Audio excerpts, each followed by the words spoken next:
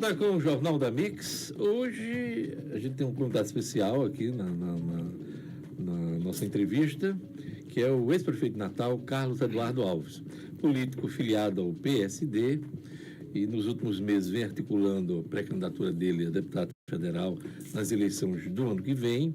Mas além da disputa proporcional, Carlos tem discutido a possibilidade de compor chapas na majoritária, depois de uma pesquisa recente, dar um recall aí em torno do potencial eleitoral dele, tanto para o governo também para o Senado da República. Carlos Eduardo está aqui com a gente. Bom dia, Carlos. Bom dia, Diógenes. Bom dia, Duda Medeiros. Bom dia, Pedro Neto. Satisfação estar aqui com vocês. Estou à disposição para que a gente possa fazer uma entrevista informativa, né? A gente vai começar exatamente pelos fatos, né? Você, inclusive, meses atrás, a gente conversando, eu registrei no blog do Diógenes, você vinha articulando, tratando, conversando com outras legendas, a possibilidade de ser candidato a deputado federal. Mas teve uma pesquisa recente na Grande Natal, onde seu nome aparece muito bem, não só para o governo, mas também para o Senado. Conta para a gente esse contexto e qual é o seu pensamento nesse momento. Diógenes, agora, no mês de outubro, vai fazer um ano que eu estou em silêncio. Essa é a minha primeira manifestação pública através do seu programa, né? Nesse tempo, eu cuidei de coisas particulares, né? De saúde. Passei 6 meses em São Paulo, mas não fiquei completamente fora da atividade, porque realmente eu fui procurado pelo ex-deputado e atual secretário de Planejamento, Kelps Lima. Parnamirim, né? De Parnamirim. E pelo presidente da Cooperativa Nacional dos Pescadores, né, da Pesca, Abraão Lincoln, com o objetivo de se fazer uma nominata e que a gente pudesse ter condições de disputar a eleição de deputado federal. Mas contatos assim esporádicos, né? Nada definitivo. Até que, há uns 20 dias atrás, saiu uma pesquisa da Datavero, da região metropolitana de Natal. Em Natal e região metropolitana. Dizendo que para governador eu estava em primeiro lugar em Natal e na Grande Natal eu estava tecnicamente empatado com o líder das pesquisas, né, que tem sido divulgadas com profusão e tudo mais. O ex-prefeito de Mossoró. O ex-prefeito de Mossoró. Aliás, o atual prefeito. Ex-prefeito é Carlos. E o prefeito atual, Alisson. É verdade, Alisson. Então, isso realmente, a partir daí, eu pedi aos institutos de pesquisa do Estado que incluísse meu nome para governador e para senador, né? Para que eu possa ter uma ideia do que nós vamos decidir no próximo ano. Deixa eu só para entender, porque é bom a gente contextualizar as coisas. Você está afiliado ao PSD. O PSD tem um alinhamento hoje no projeto do Alisson lá em Mossoró, né? A senadora Zenaide, a grande aliada do Alisson hoje. Em algum momento você chegou a pedir permissão ao PSD para que seu nome fosse aferido na disputa para o governo e para o Senado? Veja, a senadora Zenaide, ela tem uma parceria antiga administrativa com o prefeito Alisson, né, de Mossoró. Se isso se transformou já numa aliança, eu não tenho essa informação. Até não foi formalizado. Até porque a senadora tem dito que esse é o ano do trabalho, né, e que o momento certo, né, é o ano que vem, de tomar as decisões para coligações, né? Até porque tem um fator muito importante aí, que é os partidos a nível nacional. Qual vai ter candidato próprio, por exemplo, o PSD? tem aí duas candidaturas. Ratinho, que é o prefeito do Paraná, com grande aprovação popular, e o Eduardo Leite. Leite, Governador do Paraná. Governador do Paraná. Governador do Paraná, né, o Ratinho Júnior. E o governador Eduardo Leite, ambos os seus governos muito bem avaliados, né? Então, a gente precisa saber também, porque é uma sinalização muito importante, qual vai ser as federações, né? Se vai ser liberado os diretórios estaduais para fazer as suas, com liberdade, as suas coligações, tendo em vista a realidade de cada realidade política partidária de cada estado, né? Então, eu acredito o seguinte, eu tenho visto assim e lido, a impressão que se tem é que a eleição é esse ano. A eleição é no próximo ano, né? O que pode ocorrer, Pedro Neto, a Duda Medeiros, meu caro ouvinte, o que pode ocorrer são conversas preliminares, né, de analisar o quadro estadual, a perspectiva, mas definições para o ano que vem. Eu, inclusive, tive com o prefeito de São Gonçalo, que é uma liderança importante, Jaime Calado, esposo de Zenaide. Né? Jaime diz uma coisa assim, Carlos, esse é o ano dos namoros, casamento é o próximo ano, né? Então é isso. Diga, Duda. Não, justamente sobre essas conversas preliminares, né, nos últimos dias foram veiculadas notícias de que o PT teria uma intenção de dialogar com o senhor para que completasse a segunda vaga ao Senado. Houve algum diálogo desse tipo? Já houve algum tipo dessa conversa? Absolutamente, nunca tratei de candidatura majoritária, nada. Eu fui... um jornal diário aqui do nosso estado, perguntou ao Raimundo Alves, chefe do gabinete civil e articulador do governo, articulador político do governo, se eu poderia ser o candidato a senador para compor. E ele disse, pode ser, é um nome assim e tal, fez alguns elogios e tal, mas olha, eu estou na linha do meu partido, tá certo? Posso conversar? Posso. Tá? Eu acho que o diálogo faz parte da arte política, né? A conversa faz parte da arte política. E como vou também conversar com outros partidos, né? Tá. Vou conversar com outros partidos. Só para a gente contextualizar também essa questão do Raimundo, não só Raimundo, na semana passada, fez essa manifestação sobre a possibilidade de conversar com você só para o Senado, mas a governadora Fátima também, quando instada e perguntada sobre conversas com o ex-prefeito Carlos Eduardo Alves, ela também admitiu essa possibilidade. Então, o PT abre essa possibilidade de conversa com você para o Senado. Aproveitando isso, eu lhe pergunto, há margem de conversa com o PT depois da última eleição municipal em Natal, onde você apanhou muito, né? Porque o PT era seu grande adversário nessa eleição, inclusive lhe tirando do segundo turno? Lhe pergunto, há margem? Eu sei que águas passadas não movem moinhos, mas essa coisa fica para trás e há a possibilidade de conversa com o PT? Olha, eu não faço política com retrovisor. Né? Não faço política com retrovisor. Eu quero dizer a você o seguinte, que nós estamos disponíveis a conversar. Eu posso conversar com o PT, como vou conversar com a União Brasil. Já tive ocasionalmente um encontro com o senador Zé Agripino, combinamos de ter uma conversa, né? Com o presidente do PV, Rivaldo Fernandes. Você tem conversado, inclusive, com o MDB, né? Sim, boa lembrança. Conversei com o Walter, com o vice-governador Walter Alves e com o Garibaldi, né, que me fizeram um convite para ir para o MDB, né? Então, como eu disse, essas são, de hoje, preliminares e absolutamente normal dentro de um processo político, né?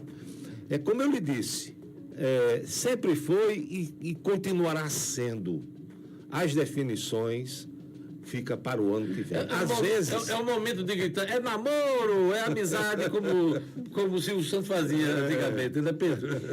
Prefeito, recentemente o senhor passou por 3 derrotas bem fortes, governo, Senado e Prefeitura. Inclusive, 3 majoritárias. Dizia-se, inclusive, que o senhor era um prefeito de férias, né? Como é que o senhor encarou essas 3 derrotas? Olha, a derrota, ela só é fatal se você desistir, né? Eu reflito muito sobre isso.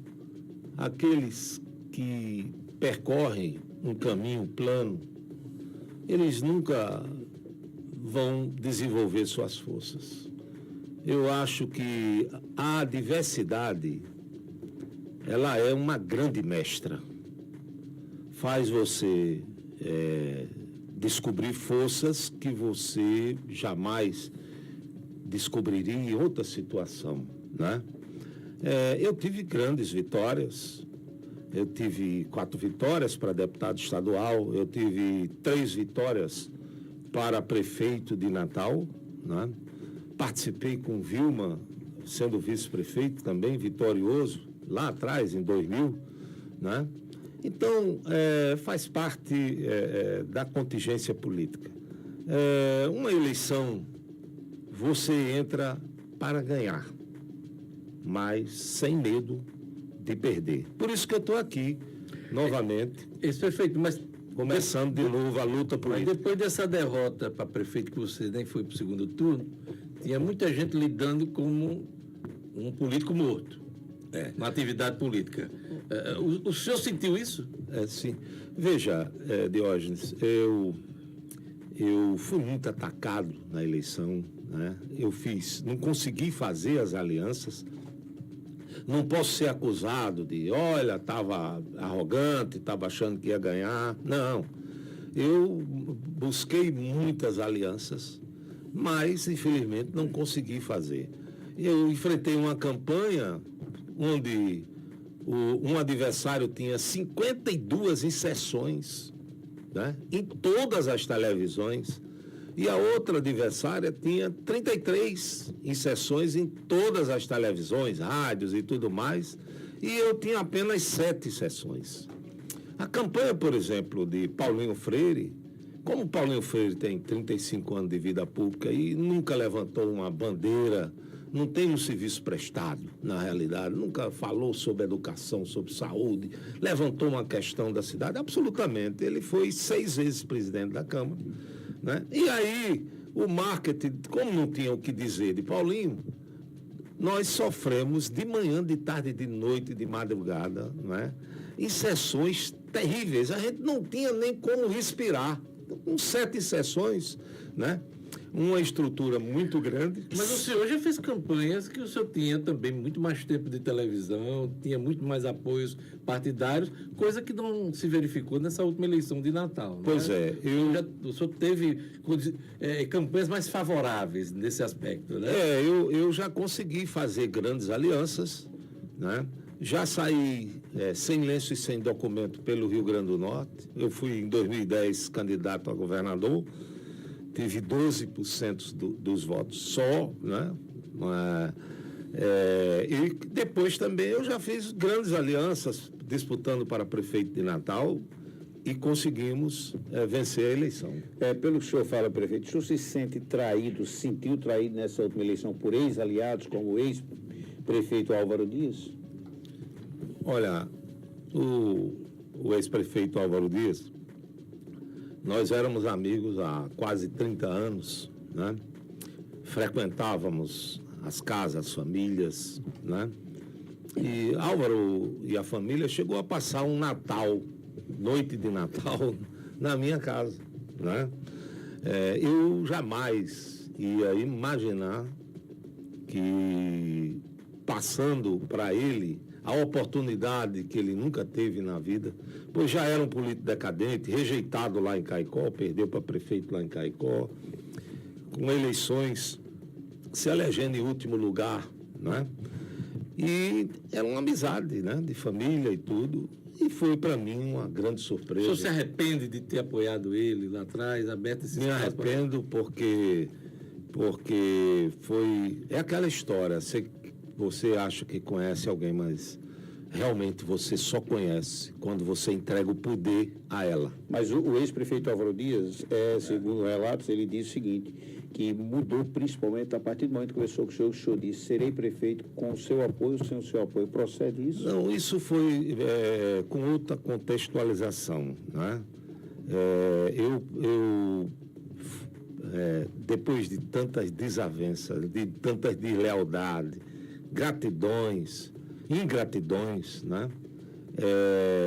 A política leva a você não é dono só da sua candidatura, você passa a ser candidato também de um grupo, de um partido, de um grupo político. E eu fui conversar com ele, né? Porque eu tinha passado para ele 3 anos de mandato, aonde ele não se elegeria provavelmente vereador de Natal. E ele ficou com a prefeitura, então eu achei que poderíamos fazer um ajuste, né? Ele me devolveu o apoio que eu dei a ele, Ele foi ingrato com o senhor. Ele foi desleal, ele foi ingrato, né?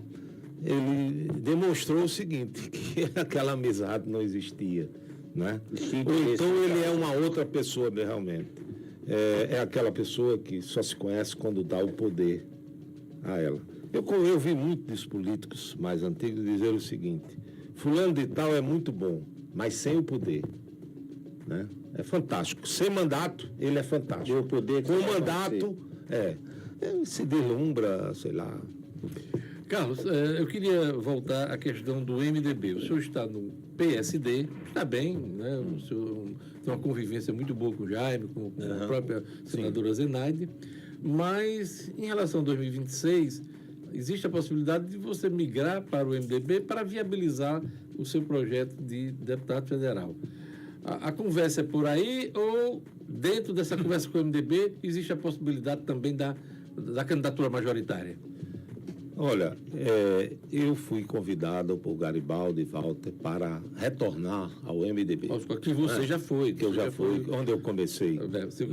A primeira eleição sua para deputado estadual foi no PMDB. Mas não prosperou, porque o MDB, naturalmente, como um partido tradicional no Rio Grande do Norte, de grande representatividade política, né, com 45 prefeitos, tradição eleitoral, e o MDB me parece que tem candidaturas, como o deputado estadual Bernardo, que é legítimo, justo ele reivindicar, ser candidato a federal, só que ele tem um mandato, só que hoje ele participa efetivamente da política de saúde do governo do estado, né? E tem a candidatura provável de Ezequiel ou da irmã de Ezequiel. Certo. Né? E a gente sabe que aí, bom, eu estou, assim, atrelado a alguns compromissos com Kelps Lima, secretário de Planejamento de Parnamirim, e com o Abraão Lincoln, né? Então, a avaliação que se faz, que é uma disputa desigual, né? E depois nunca tratei essa questão de... Mas eu queria entender seu desejo hoje. O seu desejo maior hoje é participar de uma chapa proporcional ou ser protagonista de uma chapa majoritária? Qual é o seu desejo hoje? Qual é o seu sentimento? Veja, Diógenes, eu como você disse, eu passei por 3... insucessos, né? Passei por 3 insucessos. Fui diagnosticado com... Político morto. Diagnosticado, deram a declaração de óbito, né?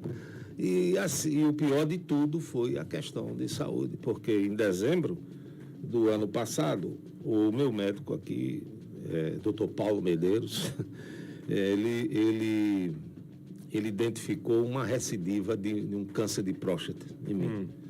Como há 5 anos atrás eu tinha feito a cirurgia, e aqui não existia, ainda continua sem ter a cirurgia robótica, que é uma cirurgia menos invasiva, né? O doutor Paulo Medeiros disse: eu tenho um grande amigo, uma colega, médico e tal, me mandou para São Paulo, e foi lá que eu fiz a cirurgia. E aí, em dezembro do ano passado, o doutor Paulo disse: vá para São Paulo, porque tem problema aí. Eu fui, fiz o PET scan e deu uma recidiva do câncer de próstata. E aí É a primeira vez que o senhor, inclusive, relata isso, né? É, a primeira vez. Eu não exteriorizei isso. Talvez os amigos mais próximos sabiam. Não se vitimizou. Não, eu não botei no microfone nem em rede social, porque eu acho que é por uma isso que eu falo, coisa... quer dizer, é a primeira vez que o senhor conta essa história assim de peito aberto. Pois é, eu estou contando a história. E aí o médico lá me disse: Carlos, você vai ter que passar aqui 3 meses.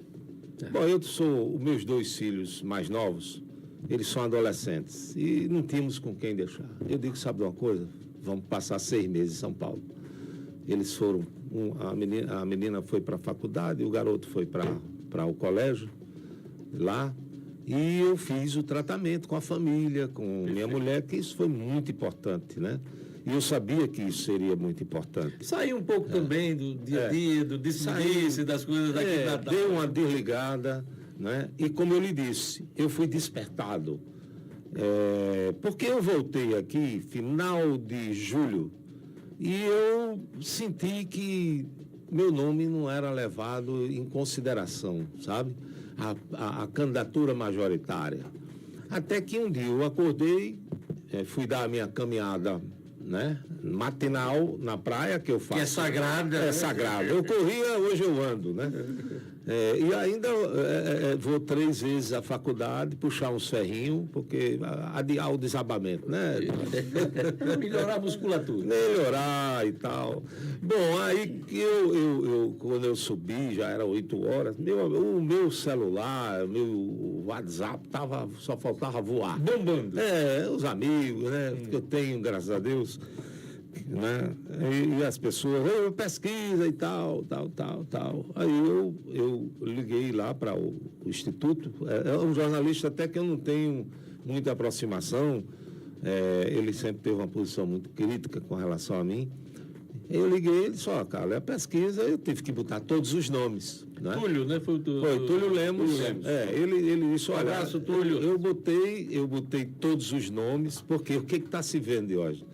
Está se vendo que tem sido uma profusão de pesquisas e o meu nome não sai na pesquisa, né? Meu nome não sai. Quer dizer, não retrata a realidade. São pesquisas enviesadas. Aí o Túlio me disse: olha, Carlos, aqui eu botei todos os pré-candidatos e testei o seu nome. Foi testado o seu nome. Né? Botei o nome da Tabata, que é candidata do PSOL. Tabata Pimenta. Tabata Pimenta e o seu nome, para ser uma pesquisa que mostre uma realidade. E não seja uma pesquisa, muitas vezes, para levantar determinadas candidaturas e enfraquecer outras candidaturas. Eu aproveito até a audiência do seu programa para pedir aos institutos que meçam, porque, sob o ponto de vista partidário, além de me colocar, como essa pesquisa me colocou muito bem, né, e fortalece o meu partido e fortalece o ano que vem, quando se sentar à mesa para definirmos coligações e candidaturas. O senhor tem uma base, né, eleitoral de quando teve à frente do Executivo, mas teve um período aí de afastamento das redes sociais, como o senhor bem disse, né? Teve um ano fora desses holofotes, independente do cargo que queira, né? Ano que vem conseguir chegar ao poder, mas como o senhor pretende conquistar o novo eleitor, conquistar novos eleitores durante a nova campanha? Duda Medeiros, deixa eu lhe dizer, eu fui despertado há 20 anos, ou há 20 dias, não tem 30 dias, por essa pesquisa. Né? Isso para a majoritária. Para a majoritária. Então, isso está me trazendo de volta à arena. Não é? Eu quero lhe dizer o seguinte, todas as vezes que eu fui candidato, eu apresentei minhas propostas, né? Eu apresentei, e tanto como deputado, como candidato a prefeito, candidato a governador, sempre um plano de governo, o que eu penso sobre Natal, o que eu penso sobre o Rio Grande do Norte, né? E eu quero dizer a você que o ano que vem você me chame aqui, que a gente vai. Mas o ano que vem já é eleição. O ano que vem já é eleição. Está na hora de mostrar as propostas, as ideias. Né? Deixa eu te perguntar, a gente falou em PT aqui, a turma perguntou aqui, conversa com Alisson. Alisson é um ator importante e eu queria saber se existe a possibilidade de você sentar com ele para conversar, inclusive traçando cenários para o ano que vem. E a outra coisa que eu gostaria de saber é o seguinte, nós temos aí pelo menos 2 ou 3 candidaturas de centro, centro-direita e direita. É Rogério Marinho, você tem Alisson e você tem a possibilidade até do seu antecessor, Álvaro Dias, ser candidato ao governo. Como é que o senhor se coloca nessa questão de esquerda, direita e centro?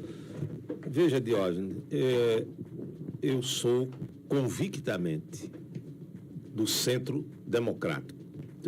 Veja bem, sob o ponto de vista ideológico, o que pensa a extrema-direita? A extrema-direita pensa no Estado mínimo, né? Saúde, educação, segurança e ponto final. E olhe lá, se não estabelece parcerias da escola pública com a escola privada e tal. E a extrema-esquerda, né, quer um Estado estatizante. Né? Mais pesado. O centro democrático, ele é o Estado necessário.